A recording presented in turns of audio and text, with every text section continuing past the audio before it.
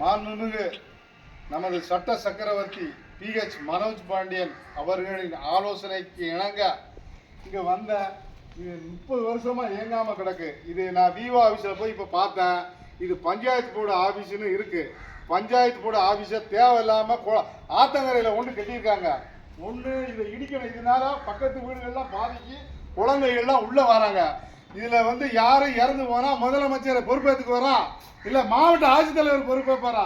30 வருஷம் ஏங்காமல் கிடக்க. ஒன்று இதை பஞ்சாயத்து போர்டு ஆஃபீஸ் ஆக்குங்க, இல்லைன்னா இடிச்சு நூலகம் ஆக்குங்க. இந்தாங்க கேளுங்க, மக்கள்கிட்ட கேளுங்க, சொல்லுங்க. குடியிருக்கேன். ஒரு 20 வருஷத்துக்கு மேலே அந்த பில்டிங் இப்படி தான் இருக்குது. எல்லாம் நாங்கள் கூட்டு பாதுகாத்துட்டு இருக்கிறோம். ஆனாலுமே உள்ளே பாம்பு சமூக விரோதிகள் எல்லாரும் வந்துக்கிட்டு எங்களுக்கு ரொம்ப அச்சுறுத்தலாக இருக்குது. இது முதலமைச்சர் உடனே இதெல்லாம் ஆவணம் செய்யணும்.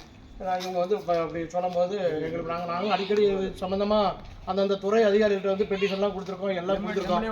அந்த லைப்ரரி சங்கத்தை அவங்க வந்தவங்க என்ன சொல்கிறாங்கன்னா, இது ஒன்றும் பண்ணக்கூடாது, இடிக்கக்கூட கூடாதுன்னு சொல்லி அவங்கள்ட்ட எதை பண்ணிட்டு போயிருக்காங்க. இப்படி சில பிரச்சனை வந்துட்டு இருக்கு. எங்களுக்கு ரொம்ப அச்சுறுத்தலாக இருக்குது. இந்த இடத்துல குடியிருக்கவே அச்சுறுத்தலாக இருக்குது. அந்த அளவுக்கு இது மோசமான சூழல் இருக்கு. இது இந்த தெரு பேர் நூலக வீதின்னு தான் இருக்கு. ஆனா நூலகம் அங்க சென்னையில மட்டும் கலைஞர் நூலகம். என்ன கலைஞர் நூலகம்?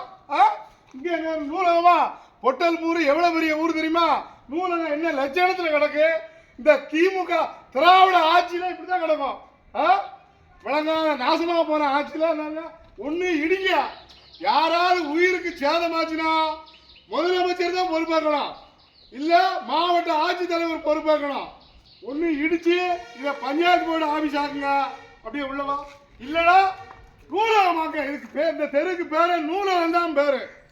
இல்லடா நான் என்ன செய்வேன், 100 பேரை திரட்டி பொட்டல்புதூர் பள்ளிவாசல் தருகா முன்ன 100 பேரை ஒரு வாரம் டயம் 100 பேரை கூப்பிட்டு உண்ணாவிரதம் இருப்பேன். உள்ள வந்து பாருங்க. மக்களை கீழே வீடு மேல வீட்டுல சரிஞ்சிட்டுல அது அவங்க உயிருக்கு யார் அச்சுறுது? உயிருக்கு யார் பொறுப்பு?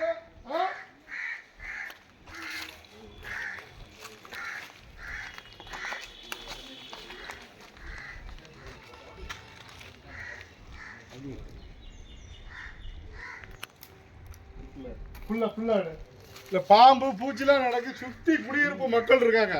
சுத்தி குடியிருப்பு மக்கள். நூலக வீதி என்ன லட்சணத்துல கிடக்கு? நூலக வீதி என்ன லட்சணத்துல கிடக்கு?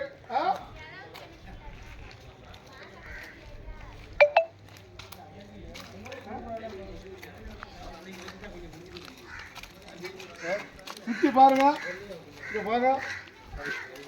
மக்கள்லாம் பேர் நூலக வீதி எப்படி கிடக்கு பாருங்க. 30 வருஷமா இயங்காம கிடக்கு. யாரு கேட்கா?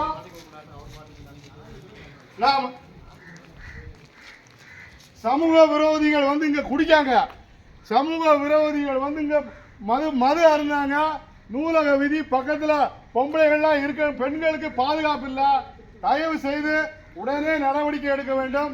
நான் இதை நமது சட்டமன்ற உறுப்பினர் PH மனோஜ் பாண்டியன் MLA அவர்களுக்கு கவனத்திற்கு இதை கொண்டு செல்வேன். பொட்டல்பூர் தர்கா பக்கத்தில் இருக்க நூலக வீதி அதிகம் சிறுபான்மை வாழும் மக்கள் பகுதி. சிறுபான்மை பாதுகாவலும் சொல்லியடா. சிறுபான்மைக்கு என்ன செஞ்சியா? பொட்டல்பூர்ல நூலகமே கிடையாது. சிறுபான்மை இல்லைன்னா நீங்க ஆட்சிக்கே வர முடியாது. உங்களுக்கு 2026ல நல்ல பதிலடி இருக்கு. அது சிறுபான்மை இப்பதான் கொஞ்சம் கொஞ்சமா புரிய ஆரம்பிச்சுட்டாங்க. தயவு செய்து சிறுபான்மை ஓட்டு உங்களுக்கு ஒரு ஓட்டு விடாது. பொட்டல்பூர் தர்கா பக்கத்துல இப்படி கிடக்கா? நீங்க உடனே நடவடிக்கை எடுக்கணும். தயவு செய்து உடனே இதை ஒண்ணு இடிங்க, இல்லைன்னா இடிச்சு நூலகமாக்க, இல்லைன்னா ஆத்துக்குள்ள கிடக்க பஞ்சாயத்து ஆபீஸா இங்க கொண்டு வாங்க. இல்லைன்னா சிறுபான்மை மக்களை கூட்டி 100 பேரை சேர்த்து ஒரு வாரத்துக்குள்ள அங்க பொட்டல்பூர் தர்கா முன்ன மிகப்பெரிய போராட்டம் நடத்துவேன். நன்றி, வணக்கம். M. நூருல் அமீர், மக்கள் போராளி.